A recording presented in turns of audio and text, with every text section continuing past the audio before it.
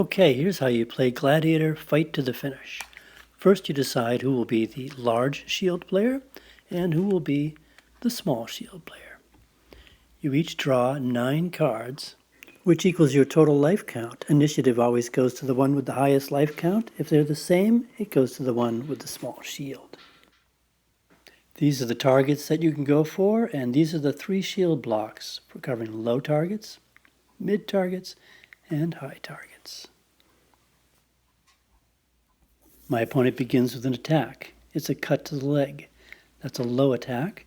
I can block it with a low block, or adjacent block it with a mid block. Behind a large shield, I actually cover 2 zones at once. Feels good to be behind a big shield, and I could even adjacent block it with this high mid card. And then it will be my turn to attack. And so you get the back and forth flow, the dance of sword fighting. Soon after a couple games, you won't even be looking at this chart anymore. But of course, there are some other aspects to attacking and blocking.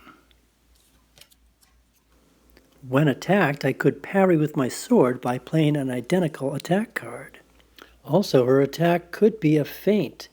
Attacks are declared, not shown, and if she's bluffing, she gets to attack again. Another defense is to play the pivot card. This is like your get-out-of-jail-free card. You're turning out of the way, and against any attack, you regain the initiative. Could also play step back, which literally means to step back, take a breather, but then she would get to attack again. When it's my turn to attack, I may also combine my attack with a pivot card. This means I'm trying to get around the shield or somehow throw her off guard. Then she cannot play an adjacent block. Can also combine my attack with a lunge, making a more deadly wound if I happen to succeed. And I could even combine pivot with a lunge.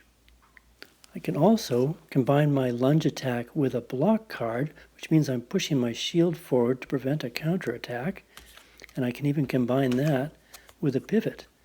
Very deadly, unless of course she plays a pivot to get right out of it. I could also attack with the shield. The shield is a weapon, especially the large one. I'm trying to throw my opponent off and get to attack again, but she cannot play a step back or pivot.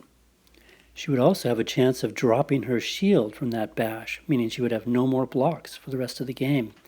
And any cut to the shield arm also results in dropping the shield. Now, as you get wounded, your life count goes down, and so does the number of cards you can draw each round. As it gets lower, you are getting weaker and weaker. If you reach 0, of course, you're dead, but you do have an option before that sometimes.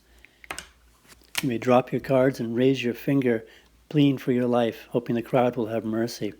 This will depend on totaling up all the wounds of both players, roll that number or lower, and you live to fight another day. However, in each deck there are 2 cards which are the thrust to the throat. Should one of these attacks succeed, the game is over.